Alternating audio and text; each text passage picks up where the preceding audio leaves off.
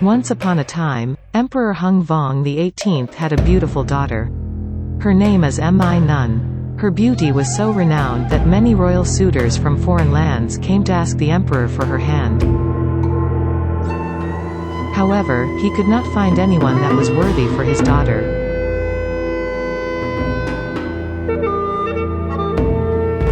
One day, two strangers came to see the king. They both proposed to marry the princess. One was Sơn Tinh, the god of the mountain, who reigned on the height of Tan Vien mountain and governed all creatures above.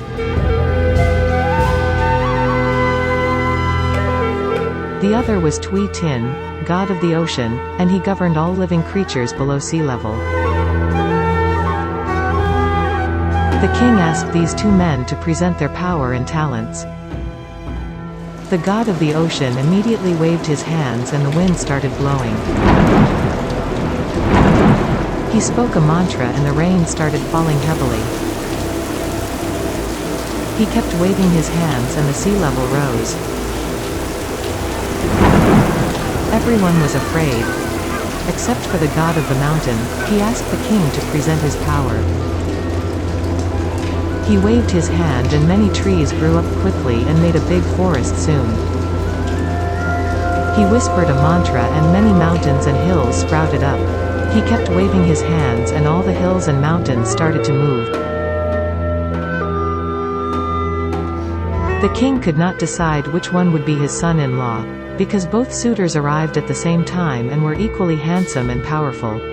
He then announced that, in the following morning, whoever showed up to court the earliest with the wedding present will marry the princess. Wedding presents include 100 pots of glutinous rice and 100 bon chung, square rice cakes, a 9-tusked elephant, a 9-spur cock, a 9-color hare horse. The two gods hurried back into their world to make preparations. The following day, just in the early morning, Sơn Tinh brought all these presents to marry Mi Nun.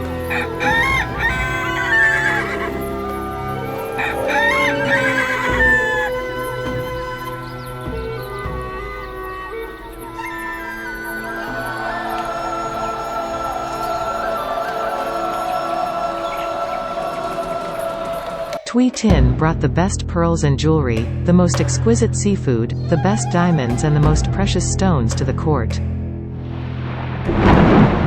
However, he came later, could not get married, he got angry, and brought troops to get Mi Nun back.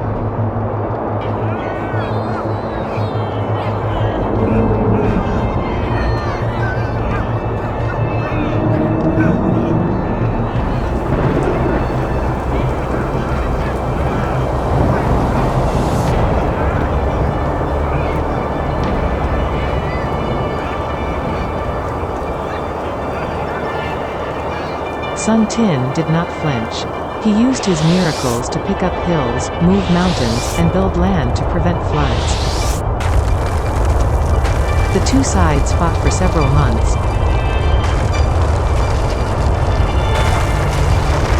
In the end, Sơn Tinh was still steady and Thủy Tinh was exhausted. And he had to withdraw his troops.